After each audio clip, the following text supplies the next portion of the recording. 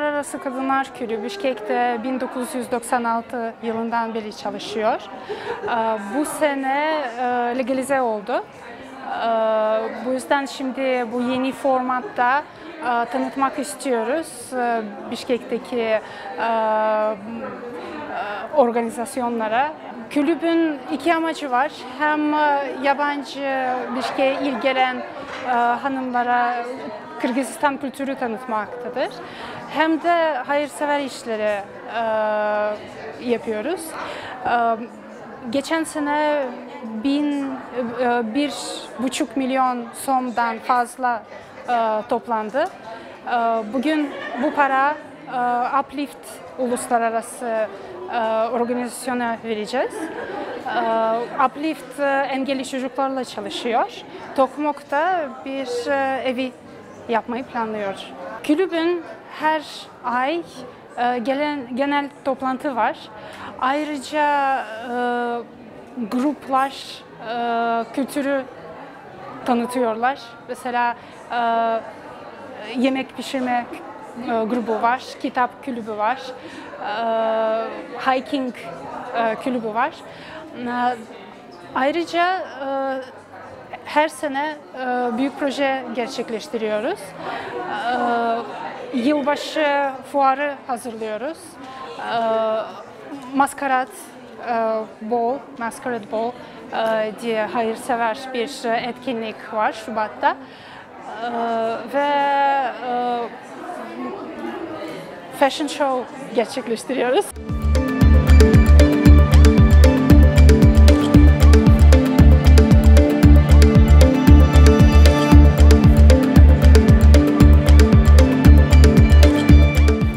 Работа Международного бишкекского клуба женщин очень ценна в развитии и укреплении участия женщин в международной жизни Бишкека. Члены клуба и участницы обладают чрезвычайно интересным, мультикультурным международным опытом, которым они готовы делиться с бишкекчанками и кыргызстанскими женщинами в целом. Благотворительные акции, а также другие мероприятия клуба организованы с глубокой любовью и щепетильным отношением к деталям, заставляют биться сердца женщин чаще, так как такие социальные проекты и мероприятия очень важны.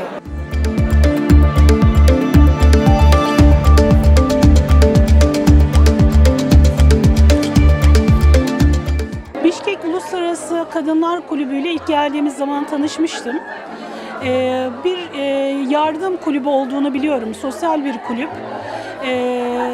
Bişkek'te de faydalı işlere imza attığını biliyorum. Bir keresinde onlarla beraber Hayat Oteli'nin içinde bir kermes faaliyetinde bulunduk. Bunun sonucunda da göğüs kanseri hastaları, kadınlara özellikle yardım için faaliyetlerde bulunduk ve bunun karşılığında MR cihazı, tarama cihazları Bişkek'e alındı. Kırgızistan Türkiye Manas Üniversitesi'nin böyle bir sosyal faaliyet alanı var, kolu var. Özellikle üniversite hocalarının eşi, Türk hocalarının eşleri bu sosyal faaliyetlerde gönüllü olarak yer alıyorlar.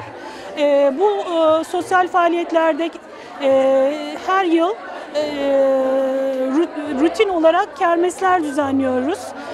Bu kermeslerin birinde Kırgızistan'ın Onkoloji Çocuk Hastanesi'ne yardımlar düzenledik. Epeyce bir yardım yaptık. Geçen yılki kermesimizin gelirini de Maraş ve Antep'teki çocuklara bağışladık.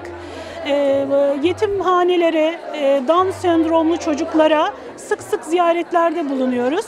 Bu anlamda üniversitemizin, Manas Üniversitesi'nin etkinliği çok.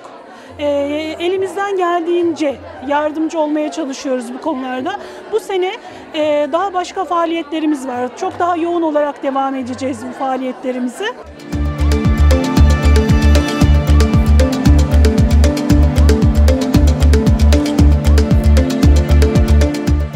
Being recognized and supported by the international community is key for our work in this country.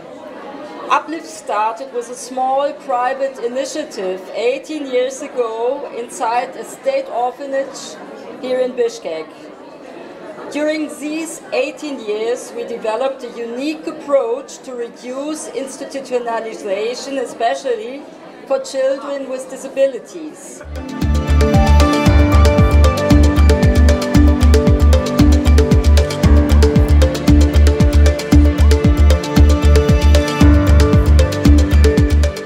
Kırgızstan Ayalдар Конгрессине быйыл 30 жыл болду.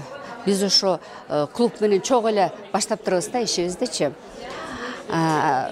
30 жылдын ичинде, жана клубтун 27 жылдын ичинде биз көптөгөн ар кандай көп долбоорлорду ишке ашырдык. Мына ошол долбоорлорду бүгүн ошол клубтун президенти Мария Доган аябай жакшы кылып айтып берди да. Бул кишинин ушундай эл аралык маанидеги иштерди алып бара алган лидер айым катары мен тааныдым.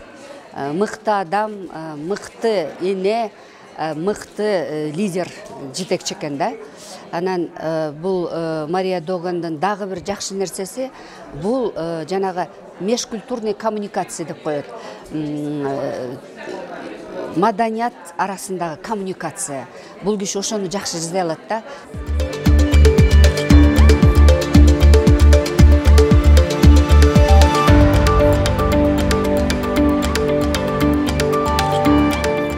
The purpose of the club is for international women from Kyrgyzstan and abroad to get together to have fun, to network, to raise money for charity, local charities, and to learn about Kyrgyz culture.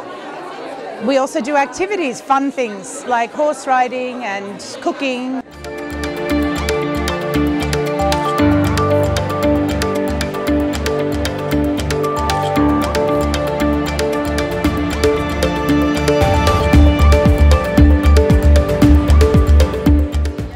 Senedir Bişkek'te görev alıyorum ve geldiğim günden itibaren gerçekten kulüple ilgili ilgi duydum. Ancak çalışmalarına çok fazla katılamadım. Artık bu sefer aktif olarak katılmayı düşünüyorum. Çok farklı alanlarda eğitim, yardım faaliyetleri, workshoplar, çalıştaylar vesaire olacak kulüp içerisinde. Dolayısıyla ben de ilgi duyduğum alanlara şimdiden kaydoldum. Kitap kulübünde yer alacağım. Yemek pişirme kulübünde yer alacağım, biraz daha yerel mutfağı öğrenmek adına. Onun dışında da sanat faaliyetlerine işimin zaman olarak müsaade ettiği ölçüde katılmayı planlıyorum. Burada daha çok kadın arkadaşlarımızla tanışacağımızı ve o anlamda bilgi ve deneyim paylaşım imkanı da olacağını düşünüyorum. O nedenle aktif olarak yer almayı düşünüyorum kulübün faaliyetlerinde.